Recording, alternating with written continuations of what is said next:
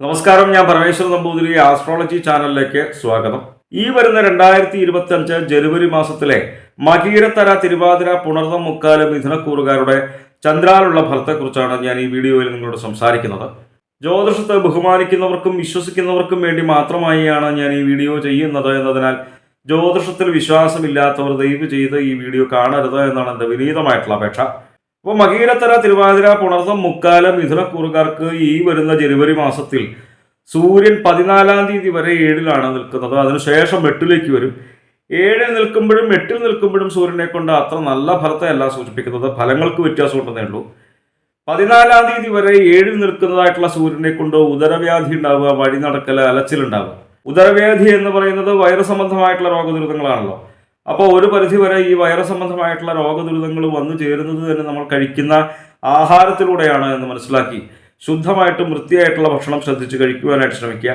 14-ാം തീയതിക്ക് ശേഷം 8-ലേക്ക് സൂര്യൻ വരുമ്പോൾ സ്ത്രീകൾക്ക് പുരുഷന്മാരാലും പുരുഷന്മാർക്ക് സ്ത്രീകളാലും വന്നു ചേരുന്ന അരിഷ്ടതയാണ് സൂചിപ്പിക്കുന്നത്. അപ്പോൾ ഈ സൂര്യനെ കൊണ്ട് പറയുന്നതായിട്ടുള്ള മോശഫലങ്ങളെ ഇല്ലാതാക്കാൻ വേണ്ടിയിട്ട് പ്രത്യേകിച്ച് മഹാദേവനെ നല്ല രീതിയിൽ തന്നെ മനസ്സിരുത്തി പ്രാർത്ഥിക്കുക. ശിവക്ഷേത്ര ദർശനം ചെയ്യുക. നമ്മൾ കുടുംബത്തിൽ നിന്ന് നാമം ജപിക്കുമ്പോൾ പഞ്ചാക്ഷരമൊക്കെ ജപിക്കുക. അപ്പോൾ ഈ പറയുന്നതായിട്ടുള്ള മോശഫലങ്ങളെ നമുക്ക് കുറയ്ക്കുവാൻ, ഇല്ലാതാക്കുവാനായിട്ട് സാധിക്കും. കുറച്ച് മാസമായി ചൊവ്വ 2-ലാണെന്ന് പൊതുവെ ജ്യോതിഷത്തെ വീക്ഷിക്കുന്നവർക്കറിയാം. മിഥുനക്കൂറുകാർക്ക് ജനുവരി 21-ാം തീയതി വരെ 2-ലാണ് ചൊവ്വ. അതിനുശേഷം 2-ൽ നിന്ന് 3-ലേക്കല്ല വരുന്നത്, ജന്മത്തിലേക്കാണ് വരുന്നത്. 2-ൽ നിൽക്കുമ്പോഴും ജന്മത്തിൽ നിൽക്കുമ്പോഴും അത്ര നല്ല ഫലത്തെയല്ല. 2-ൽ നിൽക്കുന്ന ചൊവ്വയെ കൊണ്ട് പ്രത്യേകിച്ചും ഈ ധനപരമായിട്ടുള്ള കാര്യങ്ങൾ ചിന്തിക്കുന്നത് 2-ാം ഭാവം കൊണ്ടായതുകൊണ്ട് തന്നെ ധനം നഷ്ടപ്പെട്ടു പോകുവാനായിട്ടുള്ള ഒരു ഫലത്തെ സൂചിപ്പിക്കുന്നുണ്ട്. അപ്പോൾ അതുകൊണ്ട് തന്നെ ഈ പുതിയ കാലഘട്ടത്തിൽ നമ്മൾ ധനമൊക്കെ ഒരു പരിധിവരെ കൈകാര്യം ചെയ്യുന്നത് ഓൺലൈൻ മുഖേനയായിട്ടാണ്. അപ്പോൾ ഓൺലൈൻ മുഖേന ധനമൊക്കെ കൈമാറ്റം ചെയ്യുമ്പോൾ പ്രത്യേകിച്ച് ശ്രദ്ധിക്കുക. അതേപോലെ തന്നെ നമുക്ക് പരിചിതമല്ലാത്ത ആൾക്കാർ നമ്മുടെ മൊബൈലിലേക്ക് ഓരോ ലിങ്കൊക്കെ അയച്ചു തന്ന് അതൊക്കെ ഓപ്പൺ ചെയ്യുവാനായിട്ട് ആവശ്യപ്പെട്ടാൽ ഒരു കാരണവശാലും അതൊന്നും ഓപ്പൺ ചെയ്ത് നോക്കരുത്. ഓപ്പൺ ചെയ്ത് നോക്കിക്കഴിഞ്ഞാൽ നമ്മൾ നമ്മളുടേതെന്ന് കരുതപ്പെടുന്നതായിട്ടുള്ള ആ മൊബൈൽ ഫോണിന്റെ ഉപയോഗം പിന്നെ അവരുടെ കൈകളിലേക്ക് എത്തിപ്പെടും.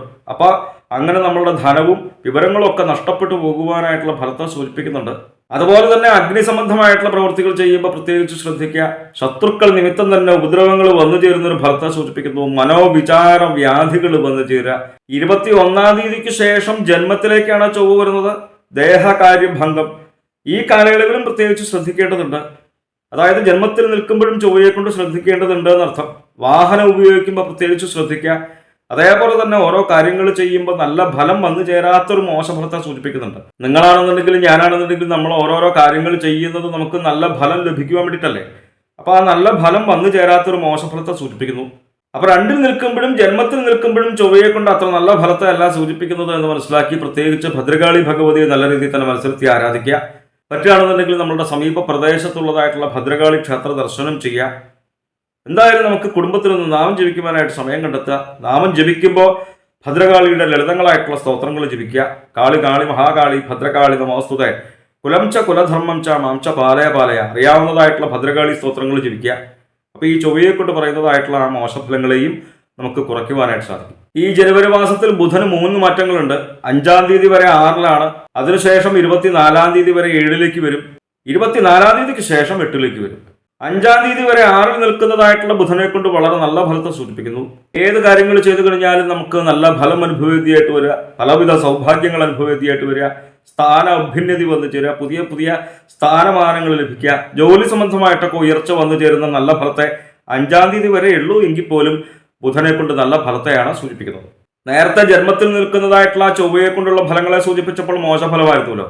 ഓരോ ഗ്രഹങ്ങൾ ഓരോ രാശിയിൽ നിൽക്കുമ്പോൾ പരസ്പര വിരുദ്ധങ്ങളായിട്ടുള്ള ഫലങ്ങൾ നമുക്ക് ജ്യോതിഷത്തിൽ ഉടനീളം കാണുവാനായിട്ട് സാധിക്കും. 24-ാം തീയതി വരെ ബുധൻ 7-ൽ നിൽക്കുമ്പോൾ കലഹം ഉണ്ടാവുക. കലഹം ഉണ്ടാകുന്നത് നിങ്ങൾക്കാണെന്നുണ്ടെങ്കിലും എനിക്കാണെന്നുണ്ടെങ്കിലും ആർക്കും ഇഷ്ടമുള്ള കാര്യമല്ല. അപ്പോൾ ഒരു പരിധിവരെ കലഹം വന്നു ചേരുന്നത് തന്നെ നമ്മളുടെ വാക്കുകൾ നിമിത്തമാണ് എന്ന് മനസ്സിലാക്കി അനാവശ്യമായിട്ടുള്ള തർക്കങ്ങളിൽ ഏർപ്പെടാതിരിക്കുക. അനാവശ്യമായിട്ട് മറ്റുള്ളവരുടെ കാര്യങ്ങളിൽ തന്നെ ഇടപെടാതിരിക്കുക. നല്ല വാക്കുകൾ സംസാരിക്കുവാനായിട്ട് ശ്രമിക്കുക.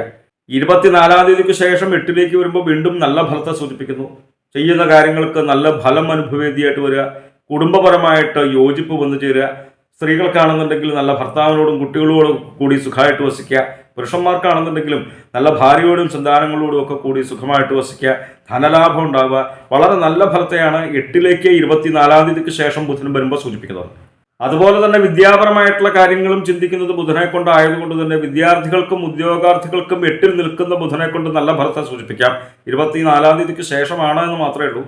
വിദ്യാർത്ഥികൾ പരീക്ഷയൊക്കെ എഴുതുമ്പോൾ വളരെ നല്ല രീതിയിൽ തന്നെ ഉന്നത വിജയം വന്നു ചേരുക, അതേപോലെ തന്നെ ജോലിക്ക് വേണ്ടിയിട്ട് ഇന്റർവ്യൂവിൽ പങ്കെടുക്കുമ്പോൾ വളരെ നല്ല രീതിയിൽ തന്നെ ശോഭിക്കുവാനായിട്ട് സാധിക്കുക, അവർ ചോദിക്കുന്നതായിട്ടുള്ള ആ ചോദ്യങ്ങൾക്ക് വളരെ ശരിയായിട്ടുള്ള ഉത്തരം പറയുവാനായിട്ട് സാധിക്കുക. 8-ൽ നിൽക്കുന്ന ബുധൻ വളരെ നല്ല ഫലത്തെയാണ് മിഥുനക്കുറുകാർക്ക് സൂചിപ്പിക്കുന്നത്. 12-ലാണ് വ്യാഴം. 12-ൽ നിൽക്കുന്ന വ്യാഴം അത്ര നല്ല ഫലത്തെയല്ല സൂചിപ്പിക്കുന്നത് എന്ന് പൊതുവെ ജ്യോതിഷത്തെ വീക്ഷിക്കുന്നവർക്കറിയാം.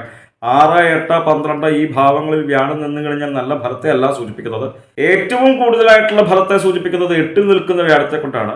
മിഥുനക്കൂറുകാർക്ക് 12-ലാണ് വ്യാഴം. 12-ൽ നിൽക്കുന്നതായിട്ടുള്ള വ്യാഴത്തെ കൊണ്ട് പറയുന്നതായിട്ടുള്ള ഫലം വളരെ വഴിനടക്കലുണ്ടാവുക, അലച്ചിലുണ്ടാവുക, ഏത് കാര്യങ്ങൾക്ക് ഇറങ്ങി പുറപ്പെട്ടു കഴിഞ്ഞാലും ഓരോ വിധേന തടസ്സങ്ങൾ വന്നു ചേരുക, മനോവിഷമങ്ങൾ പല വിധേന വന്നു ചേരുക, അത്ര നല്ല ഫലമല്ല. അതുകൊണ്ട് തന്നെ ഈ മോശഫലങ്ങളെ ഇല്ലാതാക്കാൻ വേണ്ടിയിട്ട് പ്രത്യേകിച്ച് ഗുരുവായൂരപ്പനെയാണ് ആരാധിക്കേണ്ടത്. നമ്മളുടെ സമീപ പ്രദേശത്തുള്ളതായിട്ടുള്ള വൈഷ്ണവ രീതിയിൽ നിലകൊള്ളുന്നതായിട്ടുള്ള ക്ഷേത്രങ്ങളിൽ ദർശനം ചെയ്യുക, നമ്മളുടെ സാമ്പത്തിക സ്ഥിതിക്ക് അനുസരിച്ച് വഴിപാട് ചെയ്യുക. സാമ്പത്തിക സ്ഥിതി മോശമാണെന്നുണ്ടെങ്കിലും ഒട്ടും പരിഭ്രമിക്കേണ്ട കാര്യമില്ല, മനസ്സിരുത്തി തൊഴുതാൽ മതി. ഞാൻ പൊതുവെ എല്ലാ വീഡിയോയിലും പറയാറുള്ളത് പോലെ തന്നെ എല്ലാവർക്കും എപ്പോഴും ഗുരുവായൂർക്ക് പോകാൻ പറ്റിയെന്ന് വരില്ലല്ലോ. പക്ഷേ നമുക്ക് കുടുംബത്തിലൊന്ന് നാമം ജപിക്കുമ്പോൾ നാരായണ എന്നുള്ള നാമം ജപിക്കുക. പല കാര്യങ്ങളും വീണ്ടും വീണ്ടും ആവർത്തിച്ച് പറയുന്നത് ആദ്യമായിട്ട് കേൾക്കുന്നവർക്ക് മനസ്സിലാക്കാൻ വേണ്ടിയിട്ടാണ്. ഇതിനു മുന്നേ കേട്ടിരിക്കുന്നവർക്ക് ഇത് തന്നെയാണല്ലോ എപ്പോഴും പറയണത് എന്ന് തോന്നാം. എന്തായാലും കുടുംബത്തിലൊന്ന് കുറച്ച് സമയം നാരായണ എന്നുള്ള നാമം ജപിക്കുവാനായിട്ട് സമയം കണ്ടെത്തുക. അപ്പോൾ ഈ 12-ൽ നിൽക്കുന്നതായിട്ടുള്ള ആ വ്യാഴത്തെ കൊണ്ട് പറയുന്നതായിട്ടുള്ള ആ മോശഫലങ്ങളെ നമുക്ക് കുറയ്ക്കുവാനായിട്ട് സാധിക്കും. ഭാഗ്യസ്ഥാനമായിട്ടുള്ള 9-ലാണ് 27-ാം തീയതി വരെ ശുക്രസ്ഥിതി. വളരെ നല്ല ഫലത്തെയാണ് സൂചിപ്പിക്കുന്നത്.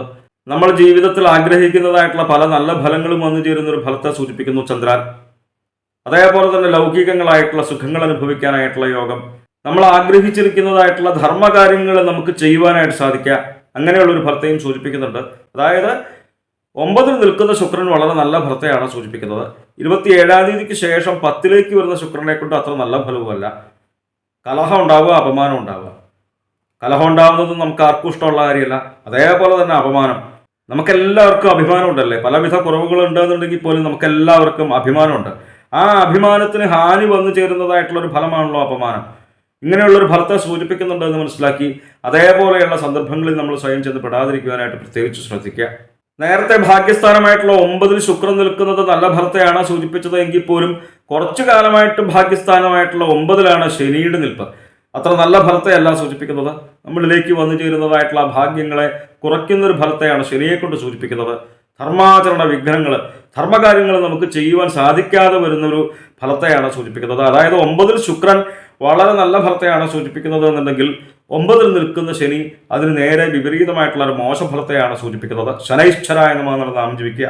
എന്തായാലും മിഥുനക്കൂറുകാരുടെ ഗ്രഹപീഡോദോഷ പരിഹാരങ്ങൾക്ക് വേണ്ടിയിട്ട് നമ്മൾ ചെയ്യുന്നതായിട്ടുള്ള നാമജപാദികളും ക്ഷേത്ര ദർശനാദികളും പുണ്യമായിട്ടുള്ള കർമ്മങ്ങളും തുടരുക. നമ്മൾ അറിയാതെ തന്നെ നമ്മളിലേക്ക് വന്നു ചേരുന്നതായിട്ടുള്ള ദുഃഖങ്ങളെയും ദുരിതങ്ങളെയും നമ്മളുടെ നാമജപങ്ങളിലൂടെ, പുണ്യമായിട്ടുള്ള കർമ്മങ്ങളിലൂടെ, ഈശ്വര സേവയിലൂടെ നമുക്കതിനെയെല്ലാം കുറയ്ക്കുവാൻ, ഇല്ലാതാക്കുവാനായിട്ട് സാധിക്കുമെന്ന് മനസ്സിലാക്കുക. ജ്യോതിഷ സംബന്ധമായ സംശയ നിവാരണങ്ങൾക്കായി നിങ്ങൾക്ക് തന്നെ 628 220 18 72 എന്ന നമ്പറിൽ വിളിക്കാം. 9497095577 എന്ന നമ്പറിൽ വാട്സപ്പ് ഉണ്ട്. വാട്സപ്പിൽ നിങ്ങൾക്ക് നിങ്ങളുടെ ജനിച്ച സമയവും സ്ഥലവും ഡേറ്റ് ഓഫ് ബർത്തും ഒക്കെ അയച്ചു തരികയാണ് എങ്കിൽ ഗ്രഹസ്ഥിതി ഉണ്ടാക്കി ഇപ്പോഴത്തെ മഹാദശയും ദശാപഹാരം നമുക്ക് മനസ്സിലാക്കുവാനായിട്ട് സാധിക്കും.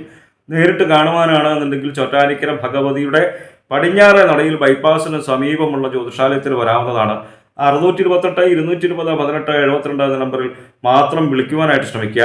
നന്ദി, നമസ്കാരം.